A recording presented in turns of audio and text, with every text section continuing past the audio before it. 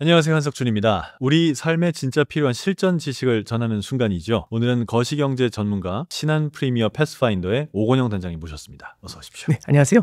나오신다고 해서 정말 여쭤보고 싶은 게 굉장히 많습니다만 경제, 금융, 투자 이런 얘기를 하면 정말 많은 사람들이 일단 무섭습니다. 쉽게 설명해 준다고 설명해 주시는데 쉽게 설명하는 것도 모르겠으니까 정말 쉬운 것부터 좀 여쭤볼게요. 저 같은 일반인이 그래도 처음에 이걸 좀 봤으면 좋겠다 싶은 경제 지표는 뭐가 있나요? 일단 제가 5개만 한번 짚어보도록 하면은요. 첫 번째는 2개가 포인트예요. 저는 금리하고 환율이 제일 중요하다고 생각을 하는데, 우리가 예를 들어 사업을 할 때 당연히 원가를 알아야 얼마에 팔아야지 마진이 생기는지를 알게 되겠죠. 그 금리라는 건 사실 그 원가에 해당이 됩니다. 우리는 돈으로 투자를 하는데 돈의 가격을 알아야 되잖아요. 그래서 돈의 가격이 금리입니다. 그리고 두 번째는 환율은요. 금리는 대내적인 돈의 가격이면 환율은 다른 나라가 우리나라 원화를 보는 대외적인 돈의 가격이거든요. 우리 같은 경우는 수출에 대한 비중이 굉장히 높다 보니까 다른 나라에서 우리나라를 어떻게 평가하는지가 이 환율에 오롯이 담겨 있거든요. 그래서 저는 2개를 픽하라 그러면은 금리하고 환율을 픽을 하고요. 그거 말고 또 조금 더 골라봐라 하면 성장하고 물가를 고르려고 합니다. 국내 경제 성장률이라는 걸 좀 바라볼 필요가 있는데요. 이 성장률을 측정하는 지표가 GDP 성장률이라는 걸 많이 쓰게 됩니다. 한 국가 안에서 얼마나 많은 소비가 일어났고 얼마나 많은 투자 활동이 있었고 얼마나 많은 수출이 있었는지 얘를 종합을 해가지고 비교를 해주는 그런 지표로서 GDP 성장률을 좀 많이 보여주고요. 그 다음에 이제 물가를 하나 말씀드리면, 저는 이 물가라는 게 되게 무서워요. 서민들의 입장에서 이 물가 상승이라는 거는 소리 없는 강도처럼 다가오게 됩니다. 예를 들어 보면은 성장이 되게 강해서 돈을 많이 벌게 된 겁니다. 기분이 좋아가지고 주머니에 100만 원 캐시를 딱 쥐고 걸어가는데 갑자기 거대한 물가 상승, 인플레이션이라는 게 찾아온 겁니다. 이 커피 하나가 100만 원이 된 거죠. 그러면 제 돈의 가격이 순식간에 날아가 버린 거잖아요. 그래서 물가라는 것도 우리 경제 활동에 있어서 정말 중요한 영역이거든요. 그래서 소비자 물가 지수 이런 걸로 표현을 합니다. 그 다음에 제 실업률을 좀 말씀드리는 게 좋을 것 같습니다. 실업률? 예, 이 실업률이라는 게 왜 중요하냐면, 사람이 소비를 할 때의 패턴을 보면은 소득이 있어야지 소비를 하지 않습니까? 근데 이 소득의 원천은 2가지가 있습니다. 첫 번째는 투자를 해가지고 100만 원을 벌었습니다. 그 두 번째는 급여로 100만 원을 벌었습니다. 이 2가지는 똑같은 100만 원이지만 서로 다를 수 있거든요. 투자로 100만 원 번 건 다음 달에 100만 원을 똑같이 벌 수 있을지 모르지 않습니까? 그러면 투자로 100만 원을 번 거는 그대로 막 쓰기가 무서워요. 다음 달에 이만큼 들어올지 안 들어올지 모르니까. 근데 급여로 벌잖아요. 적어도 다음 달에는 똑같은 100만 원이 들어오고 그 다음 달에도 들어온다는 믿음은 확실히 있지 않습니까? 그러면 어느 정도 소비를 하면 될지를 계획을 세울 수가 있어요. 그래서 사실상 소비를 자극하는 가장 좋은 효과는 급여소득, 요거를 항구적으로 들어오는 소득이라고 해서 항상소득이라고 얘기를 합니다. 이 항상소득이 늘어나는 때 사람들의 소비가 일어나고요. 이 소비가 일어나야 경제가 돌아가거든요. 그래서 이 항상소득을 만들어내는 일자리, 이거하고 연결되는 지표로 실업률이 있습니다. 내가 뭘 저런 것까지 알아야 되나? 라는 생각이 들 수 있습니다. 이게 투자할 때 무슨 도움이 될까? 저희도 그런 생각할 때가 있는데, 그냥 한 가지 이렇게 말씀드려보고 싶습니다. 환율이나 금리 같은 것들 있잖아요. 승패를 결정짓진 못하지만 유불리에는 영향을 줍니다. 예를 들어보면은 산업 중에는 금리가 높을 때 유리한 산업이 있고 금리가 낮을 때 유리한 산업이 있겠죠. 그리고 환율이 높을 때 유리한 산업이 있고 낮을 때 유리한 산업이 있겠죠. 환율이 높을 때 유리한 주식이 있다고 가정을 해보면 고환율을 유지할 것 같다라고 할 때 유리한 여건을 받고 투자할 수 있는 환경은 조성이 될 수가 있겠죠. 그 이제 첫 번째로 얘기하신 게 환율과 금리였는데, 금리 부분을 좀 더 얘기를 하자면 저희 일반인 입장에서는 그냥 대출 금리하고 예금 금리 2가지밖에 잘 생각을 안 하거든요. 그 금리를 통해서 경제가 돌아가는 방식을 이해한다라는 건 무슨 뜻인가요? 금리는 돈의 가격이라고 했잖아요. 제일 중요한 건 가격이라는 단어에 포커스를 맞춰야 된다고 봅니다. 돈의 가격이다. 네. 네. 가격이라는 건 수요하고 공급으로 결정이 되죠. 그러니까 마찬가지로 금리도 돈의 수요하고 공급으로 결정이 됩니다. 그러니까 예를 들어 보면은 우리나라가 8, 90년대에는 고속 성장을 했었어요. 고성장 시대는 어떻게 됐냐면은 공장만 지어도 워낙에 성장이 강하게 일어나니까 수익이 많이 나요. 사업을 하면은. 이럴 때는 돈을 빌려가지고 공장 지으면 돈을 벌 수 있는 시대지 않습니까? 그래서 이제 은행을 가는데 은행 앞에 사람들이 많은 겁니다. 이 사람들이 전부 다 공장 지으려고 돈 빌리러 온 사람들이에요. 그러면 은행에서는 제한된 돈을 빌려주는데 돈을 빌리려는 수요가 엄청나게 많죠. 그럼 돈값인 금리가 올라가겠죠. 그때를 고성장 고금리 시대라고 그렇게 얘기를 합니다. 저 기억나요. 저 중고등학교 때 거의 10%였는데. 그렇죠. 금리가 굉장히 높았었죠. 그런데 이제 문제는 우리나라가 외환위기라는 걸 겪게 되죠. 사실 이 외환위기라는 게요, 돈을 빌려가지고 설비 투자 많이 해가지고 투자했다가 사업이 안 되니까 빚 문제 때문에 선열이 낭자한 것처럼 무너졌던 겁니다. 살아남은 기업들 입장에서는 잘 나가던 기업들이 한순간에 소거가 됐지 않습니까? 굉장히 무섭잖아요. 그러면 그 다음부터는 빚내서 투자할 생각을 못하게 됩니다. 은행들은 돈을 빌려주고 싶지만은 돈을 빌려서 투자하는 사람들이 없지 않습니까? 돈의 공급은 많은데 수요가 없죠. 그럼 돈값인 금리가 내려가게 되죠. 그래서 2000년대 이후로 저성장 저금리 시대다, 이렇게 얘기를 합니다. 지금까지 말씀드린 거는 긴 흐름 속에서 나타나는 저금리하고 고금리를 말씀드렸는데, 중간중간 이벤트가 있습니다. 금융위기 같은 게 일어나요. 기업들 사이에서든지 은행들 사이에서도 서로가 서로를 믿기 때문에 돈을 막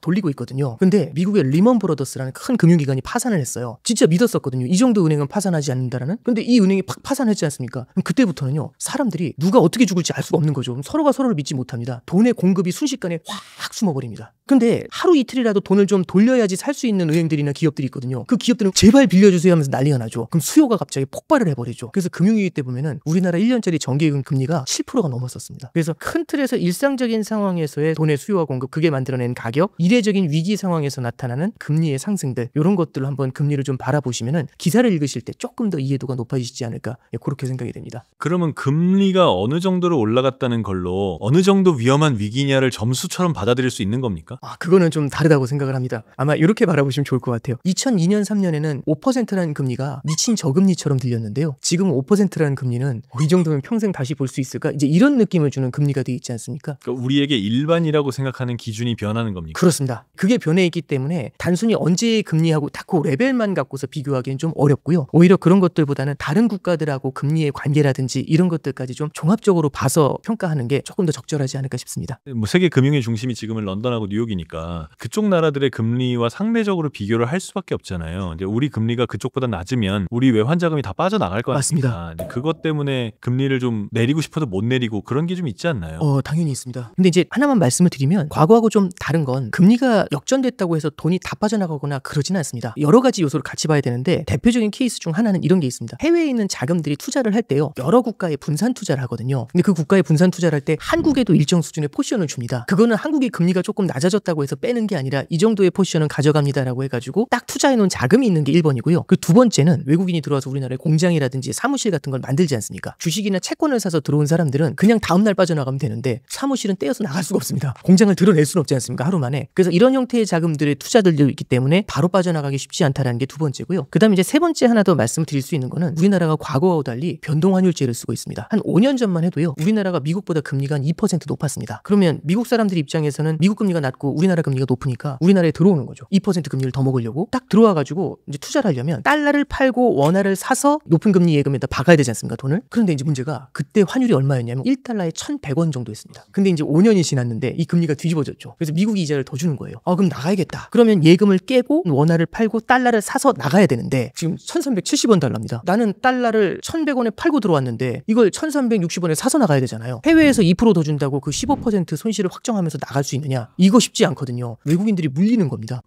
내가 5년 전에 투자할 때보다 한국 원화의 환율이 나빠져서 이걸 빼서 가는 것 자체에서 손실이 생기는 거군요. 그렇죠. 자, 그럼 조금 더 이제 얘기를 해보면요, 이제 금리하고 제일 많이 붙어 나오는 얘기가 채권 가격이거든요. 저는 맨날 이게 헷갈려요. 그래서 금리가 올라가면 채권이 비싸져요? 싸져요? 금리가 올라가면 채권이 싸지는 거죠. 이제 왜 그러냐면 우리가 이제 이걸 좀 이해할 필요가 있습니다. 이 채권이라는 건 어렵게 생각하지 마시고요. 그냥 정기예금이라고 생각하시면 되는데 중간에 해지를 할 수 없는 정기예금입니다. 그러니까 예를 들어 5년짜리 채권이다 그러면 5년짜리 정기예금인데 중도 해지를 할 수가 없습니다. 근데 잠깐 보시죠. 제가 은행에 물어보는 거죠. 10년 동안 묶으려고 하는데 예금금리 얼마예요? 했더니 정기예금 금리가 3%랍니다. 오케이, 그럼 3%로 10년 묶어주세요. 딱 그랬더니 은행 직원이 그래요. 이거 중도 해지 안 돼요. 그래서 오케이 해가지고 묶었습니다. 근데 다음날 아침 일어나니까 미국에서 금리를 올렸답니다. 이게 무슨 소리지 해가지고 은행에 전화했어요. 이게 금리가 많이 올라가지고 오늘 만약 10년짜리 정기예금 오늘 날짜로 가입하시면 연 5%씩 드린답니다. 이거 말이 안 되잖아요. 저 어제 3% 했는데 이게 말이 되냐? 그럼 나 그걸 바꿔달라 했더니 중도 해지 안 된다고 했지 않습니까? 라고 얘기하는 겁니다. 이게 채권이에요. 채권 투자라는 거는 그래서 지금의 금리가 어느 정도 수준인지를 우리가 보는 거죠. 그래서 지금의 금리 수준에다가 예를 들어 3년, 5년, 10년, 30년 이렇게 묶어놓는 겁니다. 근데 지금의 금리 수준보다 금리가 확 내려오면 너무 기분이 좋은 거죠.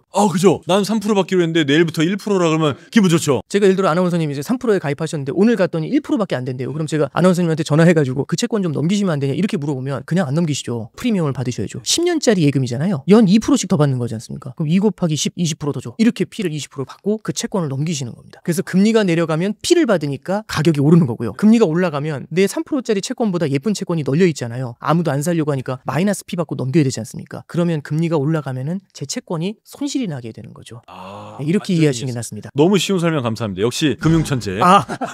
그런 말씀 아니고요. 그래서 채권 금리는 지금 우리나라나 미국이나 뭐 어떻게 돼 있나요? 우리나라 10년짜리 국채 금리가 2.7, 2.8 정도 나와 있고요. 미국 같은 경우는 지금 4.5 정도 나옵니다. 그러니까 우리보다 우리보다 1.8% 정도 미국 금리가 조금 더 높은 편이에요. 누가 한국 국채 사요? 근데 이제 지금 최근에 보면은 미국 국채를 살려는 수요들이 조금 좀 주춤한 상황입니다. 왜 그러냐면 달러가 빠지려나 이제 이런 생각들을 하시는 분들도 계세요. 여기서도 환율이 나오는 거예요? 네, 그렇습니다. 이제 딸게 복잡해지는 건데 우리가 이제 해외에 있는 채권을 사야 되면 원화를 팔고 달러를 사서 미국 국채를 샀는데 갑자기 환율이 확 주저앉아 버리면 환에서 손실이 크게 날 수가 있지 않습니까? 그러니까 달러가 싸지면 금리로 벌어봐야 소용이 없는 상황이 될 수도 있는 거군요. 네, 그렇죠. 그래서 이 금리만으로 모든 걸 결정할 수 있는 건 아니고요. 그래서 최근에 이제 저는 꼭 하나 좀 말씀드리고 싶은 거는 한국은행에서 45일에 한 번씩 금융통화위원회라는 걸 해요. 금융통화위원회가 끝나고 나면 기자회견 하는 게 있거든요. 그 기자회견 내용은 꼭 한번 들어보시면 되게 도움이 되실 겁니다. 그 금융통화위원회에서 금리를 인상할지 인하할지 이걸 결정을 해요. 경기 안 좋으니까 금리 내려서 경기 부양하지 이렇게 생각할 수도 있지만 굉장히 고려할 요소들이 많거든요. 미국하고의 금리 차도 걱정을 해야 되고요. 부동산 가격이 올라가는 것도 되게 두려울 수 있고요. 우리나라 성장률이 어떤지 또 물가가 어떤지 발목을 잡는 요소들이 한두 가지가 아닙니다. 그런 요소들을 종합적으로 고려를 해서 금리 인하라든지 인상이라든지 이걸 결정하거든요. 그 배경을 쭉 설명을 해주는데 경제 공부할 때 교과서 같은 그런 역할을 할 수 있는 중요한 영상이 아닐까 꼭 한번 들어보시면 되게 도움이 되실 겁니다. 뭔 말인지 하나도 모르겠던데요? 근데 그럼 이제 아까 중요하다고 얘기하신 것 중에 하나 물가 얘기를 해볼 텐데요. 사실 물가가 진짜 올랐고 체감은 더 오른 것 같아요. 어제 저희 가족이 밤에 장을 보러 갔거든요. 과자를 몇 개 사고 그랬어요. 느낌상 한 3만 원 나왔겠구나 했는데 9만 원 나왔더라고요. 정말 깜짝 놀랐습니다. 이 숫자 뭐지? 라는 생각이 들더라고요. 마트 가서 보면은 이게 더한 게 아니라 곱했다는 느낌이 날 정도로 너무 큰 금액이 나타나죠. 근데 이제 참 아이러니한 거는 우리나라 소비자 물가 지수가 지난달에 이제 전년 대비해서 2% 올랐다 이렇게 나타나는데요. 20%가 아니고요? 네, 그렇죠. 이게 이해가 잘 안 되지 않습니까? 근데 이게 물가가 아니라 물가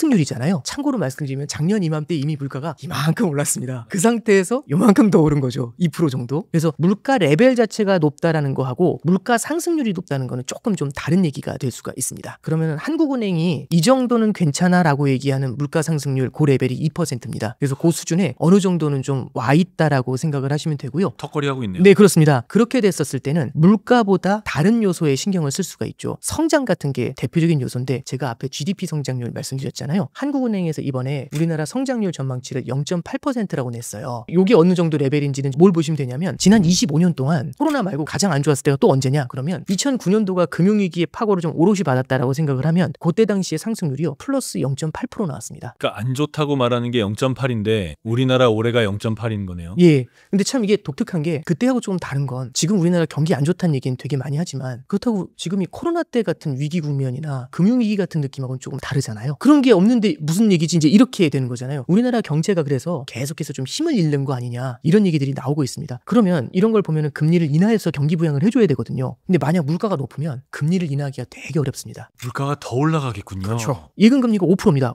이거 해야지라고 생각하는데 물가가 10% 올라요. 그럼 누가 이 예금을 하겠습니까? 전부 다 현물에 대한 매점 매석으로 가거든요. 그럼 너도 나도 예금 다 빼서 물건 사면 물건 가격이 더 뛰어오르겠죠. 그럼 이걸 막아줘야 됩니다. 현물에 대한 매점 매석으로 돈이 몰리는 건 막으려면 물가가 10% 오르면 적어도 금리를 11% 이렇게 해놔야 사람들이 물건을 사려 안 달려가고 돈이 여기에 확 몰리면서 물건 가격을 제어할 수가 있겠죠. 그래서 물가가 높은 상태에서는 금리를 낮추기가 쉽지가 않습니다. 근데 말씀드렸던 것처럼 소비자 물가지수가 그나마 2% 수준으로 안정이 되니까 한국은행에서도 경기라는 걸 바라보면서 금리 인하에 나설 수 있었던 거고 그래서 현재 우리나라 기준금리가 연초에 3%였던 게 지금 2.5%까지 내려왔다. 이렇게 볼 수가 있습니다. 나 오늘 너무 충격적인 건 금리 낮추는 게 경제 회복의 절대적인 요인도 아니네요. 그러니까 저같이 잘 모르는 사람들은 무슨 생각을 했냐면 이자율을 좀 떨어뜨리면 경제가 좀 살아나지 않을까. 근데 오늘 지금 단장님하고 얘기한 걸로 봐서는 이자율을 낮춘다고 해서 꼭 경제가 살아난다고 담보할 수도 없네요. 굉장히 복잡한 질문이신데요. 이제 이런 거죠. 금리를 낮추면 기본적으로 이자 부담을 낮추는 거지 않습니까? 이자 부담이 낮아진 만큼 사람들이 소비를 늘려서 그게 경기를 갖다 끌어올리는데 영향을 줍니다. 그건 팩트인데요. 이게 또 부작용이라는 게 존재하죠. 예를 들어 부동산 시장이 불안할 때 부동산 가격이 오를 거라는 심리가 되게 강한 상태에서 금리를 인하하잖아요. 그럼 부동산 가격이 생각보다 더 크게 오를 수가 있습니다. 금리를 낮춰서 경기 부양을 하려고 했는데 그 낮아진 금리가 주거비를 끌어올리게 되면 주거비 낮춰서 아낀 이자가 전부 다 주거비로 썬크가 돼버리지 않습니까? 그럼 금리 인하의 효과가 희석이 돼버리는 문제가 생기죠. 돈이 시장에 돌아서 사람들이 여유 있게 써야 되는데 그렇게 풀린 돈이 집값 올라가는 대로 다 들어가 버리면 그렇죠. 월세도 올라가고 뭐 이러니까 소용이 없어지죠. 그리고 집을 살려면 보다 많은 대출 많이 내야 되지 않습니까? 집값이 올라가면 그럼 거기에 아무리 금리가 낮아도 이자 부담이 더 커질 수밖에 없죠. 그래서 저는 좀 이런 느낌을 되게 많이 받아요. 한국은행 입장에서 이제 앞에 타자가 있습니다. 한국은행이 투수거든요. 공을 던져야 되는데 1루에 한 명이 주자 있는데 이 주자가 되게 도루를 잘해요. 그럼 이제 공을 던질 때 얼마나 신경 쓰이겠습니까? 견제구밖에 못 던지잖아요. 그러니까 한국은행이 1루 2루에 가계부채와 부동산하고 미국 금리라는 엄청나게 빠른 주자들을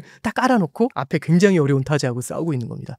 한국은행이 굉장히 힘든 일을 하고 있군요. 예, 저도 그렇게 생각을 합니다. 그 지금 현재 달러가 약해졌다는 얘기를 많이 하지 않습니까? 이렇게까지 달러 가치가 떨어진 가장 큰 원인은 뭔가요? 저는 이제 세 가지 정도라고 보고 있는데요. 첫 번째는 올해 초에 나왔던 단어가요. 미국 예외주의라는 단어가 나왔습니다. 미국은 이제 예외적으로 강하다. 그러니까 전 세계 어떤 나라보다도 진짜 얘는 예외적이다. 원탑이다. 이런 생각이 이제 미국 예외주의를 대변하는 건데 미국이 그렇지 않아도 강한 상태에서 트럼프가 들어와서 전 세계의 불을 미국으로 끌어당기겠다고 얘기하는 거거든요. 그럼 미국 경제는 계속 좋아지는데 다른 나라는 안 좋을 거지 않습니까? 그럼 투자자들 입장에서는 그럼 미국만 좋겠네 하면서 어마어마한 돈이 몰려갔을 거잖아요. 아무래도 내 나라 통화를 팔고 달러를 사서 미국에 투자를 할 수밖에 없지 않습니까? 그럼 달러에 대한 과수요가 생겨날 수가 있죠. 그래서 강달러가 예외주의라는 버프를 받으면서 더 세진 면이 분명히 있었겠죠. 근데 지금은 예외주의라는 말이 나오는 게 아니고 미국 신뢰의 위기라는 말로 불과 딱 4개월 만에 바뀌었잖아요. 그러면 예외는 아닌가? 그러면 예외가 아닌가라고 하는 것만큼 돌리는 부분이 있겠죠. 그래서 미국 예외주의의 쇠퇴, 그 쇠퇴 앞에 급격한이라는 단어를 붙이면은 최근에 환율이 내려온 이유 1번을 좀 볼 수가 있고요. 두 번째는 지난 3, 4년간 달러가 계속 강했거든요. 각 국에서도 수출업체들이라든지 아니면 금융기관들이 있지 않습니까? 달러가 계속 강할 것 같으면 달러를 쥐고 있고 싶겠죠. 그래서 달러를 잔뜩 갖고 있는 거예요. 근데 보니까 갑자기 달러가 확 무너지는 겁니다. 그러면 이게 다 놀래가지고 한꺼번에 확 쏟아낼 때가 생기죠. 달러가 하락을 하는데 한꺼번에 확 쏟아지니까 매도세가 한꺼번에 집중이 되는 경향들이 있습니다. 지난 5월 달에도 보면 우리나라에서도 한 두세 차례 정도 환율이 급전직하는 상황들이 몇 번 나타났거든요. 이게 우리나라뿐만 아니라 중국이나 일본이나 대만이나 이런 데서도 비슷하게 나타났는데 그게 이제 달러가 계속 강할 거다라는 그 관성이 뒤집어질 때 나타난 현상. 이걸로 좀 두 번째는 볼 수 있고요. 세 번째는 미국에 대한 신뢰 문제인 거죠. 요번에 이제 트럼프 행정부에서 185개국에 대해서 관세를 부과했잖아요. 이 평판이라는 거에 스크래치가 가게 되면은요. 달러에 대한 투자에 대한 믿음이 줄어드는 경우가 있습니다. 그러면 각국 중앙은행들이 달러를 사서 미국 국채 많이 사거든요. 그게 단순히 이자 때문에 사는 거냐? 이자뿐만 아니라 여러 가지 다른 요소들을 고려를 해서 살려는 수요들이 있었던 건데 그런 수요들의 믿음을 한번 흔들어 준 거잖아요. 이런 것들이 트럼프라는 사람이 들어오면서 나타난 일시적인 어떤 평판에 대한 스크래치? 그런 것들이 지금의 달러 하락을 갖다가 좀 설명하는 거 아니겠는가? 그런 생각을 좀 해보고 있습니다. 저는 그래도 달러가 좀 안전하다고 보는 편인데 왜냐하면 처음 관세 얘기를 했을 때는 세상이 다 충격을 받은 것 같았거든요. 근데 이게 결국은 못할 거다라고 생각하는 게 더 지배적인 생각이지 않나 싶어요. 경제 논리대로 돌아갈 거라면 그냥 안정적인 상태로 회귀할 거 아니냐 이렇게 보는 시각이 좀 더 많은 것 같아요. 말씀해 주신 게 시장에서 하는 기대거든요. 시장 참여자들이. 근데 이제 한 가지 불안한 건 이 트럼프라는 분이 럭비공 같아서 사실 어떻게 튀어오를지 알 수가 없지 않습니까? 그래서 저도 되게 많이 받는 질문 중에 7월 8일 날 트럼프의 90일 관세 유예가 끝나요. 그때 어떻게 움직일 거냐? 저희도 4월 2일에 대해서만 다시 복기를 해보면 그 전주부터 시작해서 무슨 얘기가 있었냐면 15개 국가에 대해서만 10% 수준에 부과하지 않을까? 뭐 이런 생각들을 좀 많이 하고 있었어요. 근데 185개국에 10%를 부과하면서 플러스 알파의 상호 관세를 57개국에 따로 부과를 하고 그 다음에 산업별 관세로 따로 끼우고 하니까 그리고 중국한테는 245% 관세 부과한다고 하니 그거 상상한 사람이 제 주변에 아무도 없었습니다. 그러니까 투자하는 사람들이 불확실성을 제일 싫어합니다. 그런 것들이 이제 남아있다라는 게 사실 지금 상황에서 미국이 돈을 빌릴 때는 아무래도 더 높은 이자를 주고 조달해야 되는 그런 이제 어려운 상황을 만드는 거겠죠.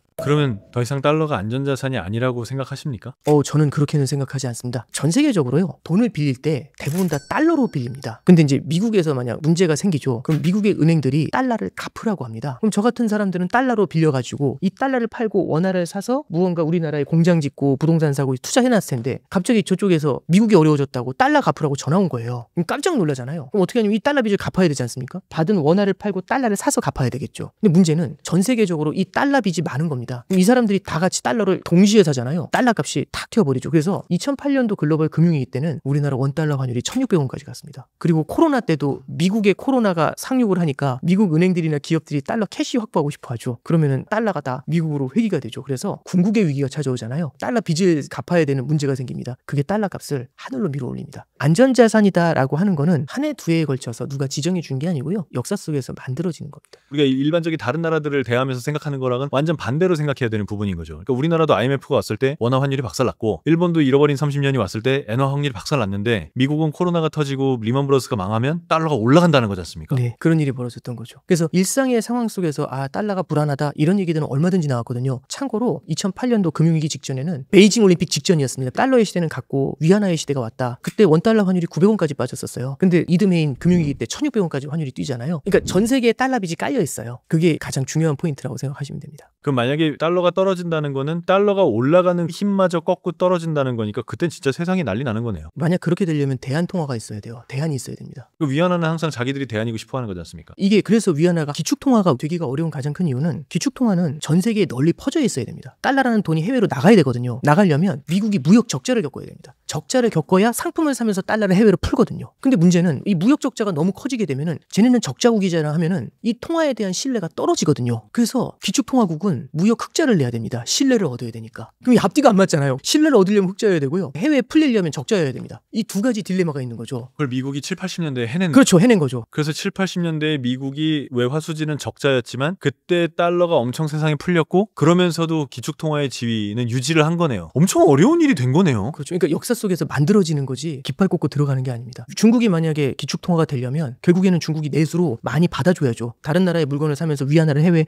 확 풀어야죠. 그래야지 이 통화를 쓸 수 있어야 기축통화죠. 해외에 나와 있는 게 없는데 어떻게 씁니까? 그 통화를. 근데 지금 중국은 오히려 세계의 공장 역할을 하고 있으니까 그 반대로 가고 있는 거네요. 이제 그래서 시진핑이 얘기하는 것 중에 쌍순환이라는 말이 있는데 그 쌍순환에는 수출로 성장하는 것도 한 축이지만 다른 한 축에는 소비로 성장하는 한 축을 얘기하고 있는데요. 중국이 소비로 성장하려면 아직은 시간이 좀 필요할 것 같아요. 그래서 단기로는 그 대안이 쉽게 보이진 않는 것 같습니다. 아니 오늘 얘기를 들으면 뭔가 이렇게 경제에 대한 해안이 열릴 거라고 생각했는데 얘기를 들으면 들을수록 누가 내 머리에다 돌멩이 하나 얹어놓은 것처럼 답답하네요. 자 그러면 오늘 이제 공부를 많이 했으니까 조금 더 이해가 쉽지 않을까 해서 이런 걸 여쭤봅니다. 우리가 이제 경제 뉴스라든지 금융통화위원회 뭐 발표라든지 이런 걸 볼 때 어떤 부분을 좀 주의해서 보면 좋을까요? 첫 번째는요. 저는 이 경제 공부라는 걸 시작을 할 때 신문을 좀 많이 보셨으면 좋겠습니다. 경제신문을 한두 개 정도는 꼭 꼬박꼬박 보시는 습관을 들이시는 게 좋은 것 같아요. 처음엔 되게 빡빡한데 읽다 보면은 읽히는 주제들이 있고요. 또 하나는 어떤 기자님의 글은 약간 저하고 취향이 맞는 경우가 있어요. 그거는 읽다 보면 되게 잘 읽히고 깔끔하다라는 생각이 들고 제 스타일이다라는 기사들이 생겨요. 그럼 그 기자님이 있거나 아니면 그 산업 섹터가 있으면 그 섹터에 관련된 과거 기사들 같은 것도 막 읽어보고 그 기사들에 좀 더 집중해서 보다 보면은 너무 딱딱하게만 느껴지진 않거든요. 그래서 첫 번째는 경제 뉴스를 꾸준히 보는 루틴을 만들 때 그 루틴 속에서요. 자기가 좋아하는 게 뭔지를 찾아낼 수가 있습니다. 그게 자기가 투자를 할 때도 향후에는 특장점이 될 수가 있거든요. 그게 금리가 될지 환율이 될지 산업이 될지 주식이 될지 그건 아무도 모릅니다. 그리고 이제 읽는 거나 듣는 것만큼 되게 중요한 게요. 쓰는 거나 말하는 거라고 생각을 해요. 저는 이제 뭘 했었냐면은 사내 블로그에다 이제 글을 좀 계속 썼었어요. 그게 2005년부터 썼거든요. 이제 20년째 쓴 거죠. 근데 이제 처음에 쓸 때는 조약한 수준이라고 해야 될까요? 되게 좀 오글거려요. 근데 이제 흥미로운 건 쓰면서 점점 내 논리로 정리가 돼야 글로 나가게 되거든요. 그래서 글을 그렇게 블로그에 쓰는 것도 좋고 기회가 되면 어딘가 사람들한테 스피킹을 해보는 게 되게 좋은 것 같아요. 지금은 이런 경제 같은 거 공부하고 독서 토론하는 그런 커뮤니티가 과거에 비해서 되게 많이 늘은 것 같더라고요. 그런 자리에서 한번 내가 공부한 걸 말하게 되면은 한 번이나 두 번씩 계속 되새기게 돼요. 그럼 머릿속에 남는 거거든요. 오늘 신문에서의 데이터가 제 머리 한켠에 알카이브로 이렇게 하나 꽂혀 있는 겁니다. 그걸 20년을 쌓으면 큰 재산이 될 수가 있습니다. 그래서 경제 공부라는 거는 자기의 영역을 발견하면서 거기에 대한 뎁스가 늘어나게 되면은 그 외에 다른 영역들이 계속 보이게 되거든요. 그렇게 해서 학습을 해나가는 게 되게 중요하고 마지막으로 투자에 조금 돈을 조금 태워보시는 것도 좋은 게 나는 돈이 얼마 없어요 라고 생각하실지라도 부담 없는 금액 예를 들어 100만 원이라도 됩니다. 그만큼의 돈을 ETF 여러 개를 좀 한번 투자해보시면서 이 각각의 자산들이 지금 현재의 금융 상황에서 이런 뉴스에는 어떻게 반응하고 저런 뉴스에는 어떻게 반응하는지 그런 걸 한번 쭉 한번 모니터링 해보시는 것도 되게 흥미로운 주제가 될 거라고 생각해요. 그래서 말씀드렸던 것처럼 듣기하고 읽기를 통해서 꾸준히 루틴을 가져가자 쓰기하고 스피킹을 통해 가지고 한번 되새기면서 누군가한테 표현을 해보자. 그리고 마지막으로는 우리가 배운 지식이 투자 상품에서는 어떻게 움직이는지를 보자. 이렇게 좀 엮어보시면 실력이 조금 더 쌓이지 않을까 싶습니다. 정말 감사합니다. 아닙니다. 네, 길을 알았으니 경제 기사 읽기에라도 발을 한번 담가 봐야겠습니다. 서울 아들은 땅땅 모른다대. 무바 갱상도 대표 치킨 땅땅 무바. 이 땅이 치킨은 땅땅 아이가. 치킨 맛에 위풍 땅땅 치킨.